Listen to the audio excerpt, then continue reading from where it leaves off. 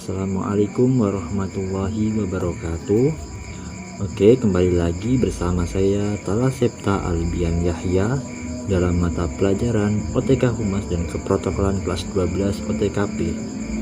Oke, pada kesempatan kali ini Bapak akan memberikan materi mengenai perjalanan dinas. Oke, lanjut.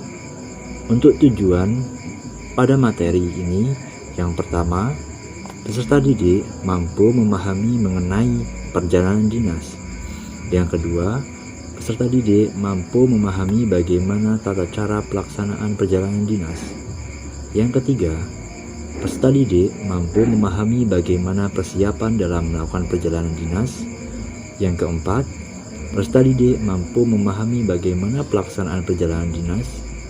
Yang kelima, peserta didik mampu memahami bagaimana membuat laporan perjalanan dinas.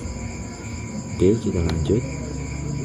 Nah, sebelum kita ke materi, apakah kalian pernah mendengar istilah perjalanan dinas sebelumnya? Nah, jika belum pernah, Bapak akan menjelaskan. Perjalanan dinas ini merupakan perjalanan ke suatu tempat yang berbeda yang ditentukan oleh perusahaan. Perjalanan dinas ini dilaksanakan oleh pegawai yang berkaitan dengan tugas pekerjaan untuk jangka waktu tertentu. Nah, dalam perjalanan dinas ini ada dua macam. Ada yang domestik dan internasional. Perjalanan dinas domestik, perjalanan dinas yang ruang lingkupnya hanya di dalam negeri, ya. Kemudian kalau perjalanan dinas internasional itu perjalanan dinas yang ruang lingkupnya di luar negeri. Contohnya misalkan di Indonesia ke Singapura, ya. Oke, kita lanjut lagi. Nah, apa sih persamaan perjalanan dinas dan perjalanan bisnis? Yang pertama, keduanya melakukan suatu kegiatan perjalanan keluar kota atau provinsi atau pulau atau negara untuk mewakili perusahaan atau sebuah instansi. Yang kedua, sama-sama dilakukan oleh perorangan atau kelompok. Yang ketiga, dibiayai oleh perusahaan atau instansi. Yang keempat, setelah selesai harus membuat laporan. Yang kelima, dilakukan untuk mempercepat kelancaran komunikasi dan meningkatkan hubungan dengan relasi. Itulah persamaan antara perjalanan dinas dan perjalanan bisnis. Oke, kita lanjut ke perbedaannya. Nah, perbedaannya ini antara perjalanan dinas dan perjalanan bisnis. Yang pertama, perjalanan bisnis itu biasanya dilakukan oleh kantor swasta atau BUMN, ya. Kemudian kalau perjalanan dinas itu dilakukan oleh kantor-kantor pemerintah. Kemudian perjalanan bisnis itu biasanya berorientasi untuk memperoleh sebuah keuntungan. Nah, kemudian perjalanan dinas yaitu berorientasi kepada pelayanan masyarakat. Jadi silakan anak-anak untuk memahami antara persamaan dengan perbedaan dari perjalanan dinas dan perjalanan bisnis. Oke, sampai saat ini adakah yang ingin bertanya atau kurang paham? Nanti bisa ditanyakan di melalui WA, ya. Oke, kita lanjut materi berikutnya. Nah, ini yang pertama, tata cara pelaksanaan perjalanan dinas. Nah, nanti ada 3 tata caranya. Kita akan membahas satu persatu, ya. Jadi mohon kalian menyimak dengan baik. Nah, oke, cara yang pertama yaitu adalah in-house traveling department atau divisi perjalanan. In-house traveling department ini merupakan divisi atau bagian di perusahaan yang khusus menangani perjalanan dinas pada suatu perusahaan dan bertanggung jawab mulai dari persiapan dokumen, mengurus tiket, dan hotel di mana pimpinan akan menginap, serta mengurus keuangan atau pembiayaan selama perjalanan dinas. Nah, meskipun ada divisi perjalanan yang mengurus perjalanan dinas pimpinan, biasanya sekretaris tetap mempersiapkan dokumen lainnya seperti makalah, buku referensi, kemudian menyimpannya dalam satu map, kemudian membuat jadwal perjalanan dinas, daftar acara kegiatan, ya, dan lain sebagainya. Jadi tetap ada bantuan dari sekretaris. Nah, itu yang dari in-house traveling department, ya. Kemudian cara yang kedua yaitu melalui travel bureau atau biro perjalanan. Nah, jasa biro perjalanan ini biasanya untuk mempersiapkan perjalanan dinas pimpinan karena lebih praktis dan tidak merepotkan perusahaan. Nah, tetapi walaupun kita memakai biro perjalanan, sekretaris tetap bertanggung jawab dalam membuat pengendalian perjalanan atau travel checklist untuk mengurus dokumen yang diperlukan juga seperti paspor, visa, fiskal, pembelian tiket, pemesanan hotel yang dimiliki. Sekretaris tetap harus yang menghandle sampai dengan pemesanan tempat yang akan dikunjungi untuk suatu kegiatan dalam perjalanan dinas. Jadi travel bureau ini hanya untuk memesan transportasinya saja ya. Untuk keperluan yang lain tetap dibantu oleh sekretaris perusahaan atau organisasi yang bersangkutan. Nah, itu biro perjalanan. Nah, cara yang ketiga atau yang terakhir yaitu dengan administrasi kantor atau sekretaris. Nah, pimpinan biasanya meminta administrasi kantor atau sekretaris sendiri yang mempersiapkan perjalanan bisnisnya. Maka administrasi kantor atau sekretaris harus segera mempersiapkan segala sesuatu yang berhubungan dengan perjalanan dinas pimpinannya ya. Baik itu dokumen, kemudian paspor, visa, tiket, dan hotel yang disukai oleh pimpinan.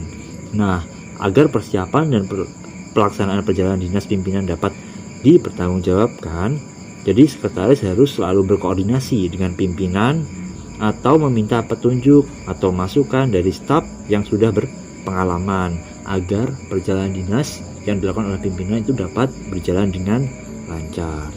Nah, itu tadi ya 3 cara pelaksanaan perjalanan dinas. Saya ulangi lagi, yang pertama yaitu ada in-house traveling department, yang kedua ada travel bureau atau biro perjalanan, dan yang ketiga ada administrasi kantor atau sekretaris. Nah, jika nanti ada pertanyaan silakan boleh bertanya melalui WhatsApp ya. Oke, kita lanjut materi berikutnya. Yang kedua yaitu persiapan dalam perjalanan dinas. Nah, persiapan ini wajib dilakukan dengan sebaik mungkin ya, agar perjalanan dinas pimpinan ini dapat berjalan dengan sesuai dengan apa yang diharapkan.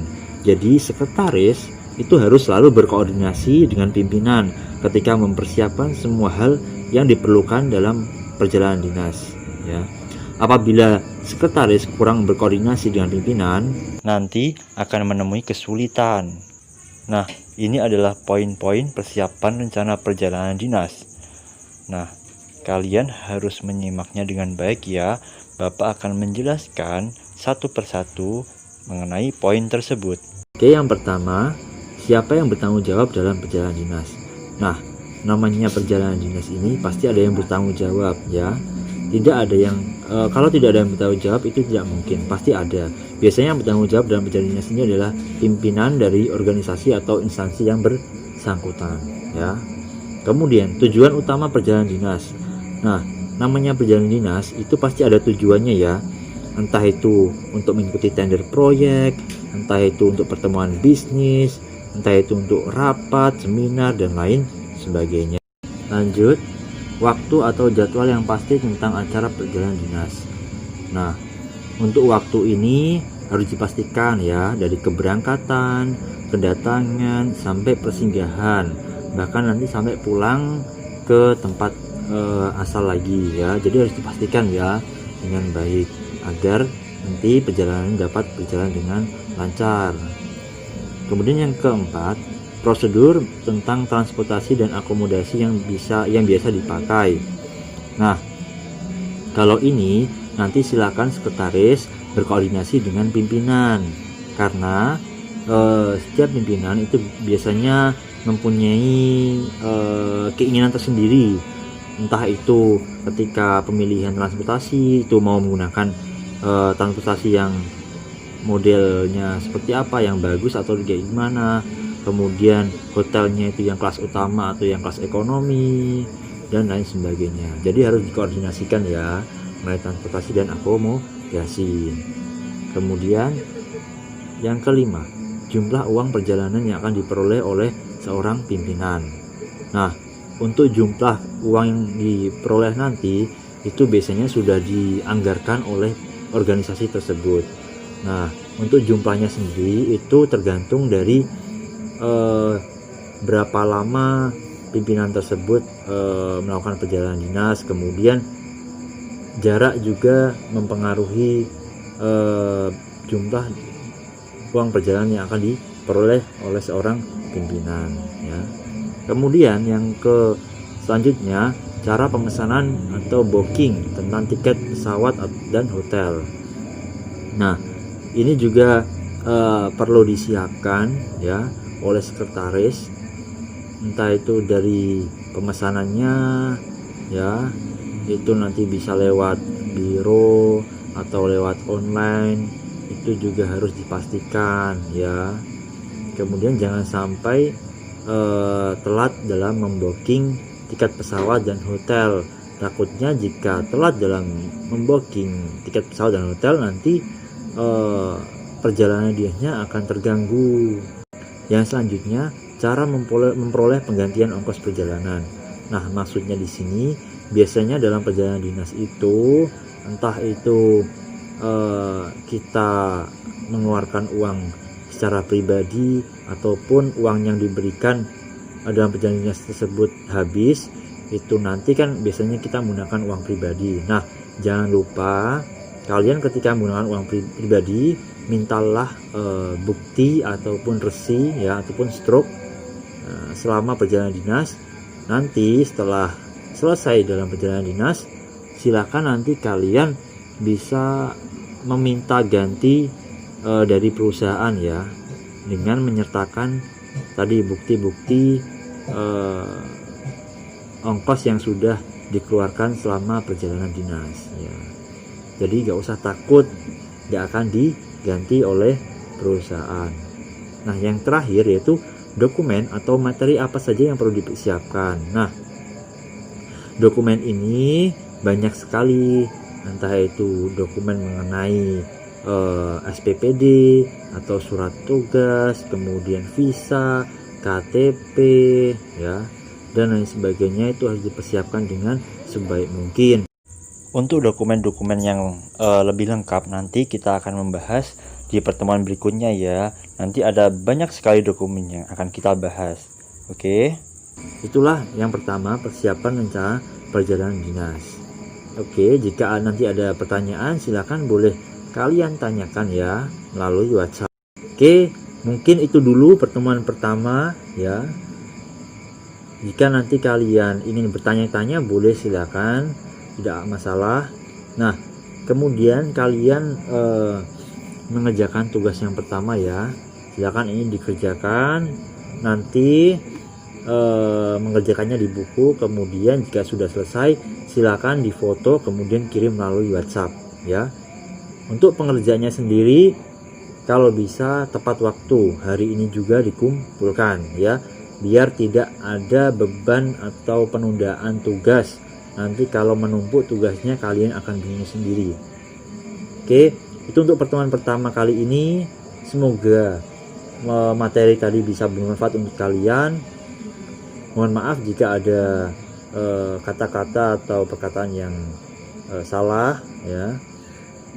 Oke, untuk materi berikutnya nanti kita bahas di pertemuan berikutnya. Oke, terima kasih. Wassalamualaikum warahmatullahi wabarakatuh.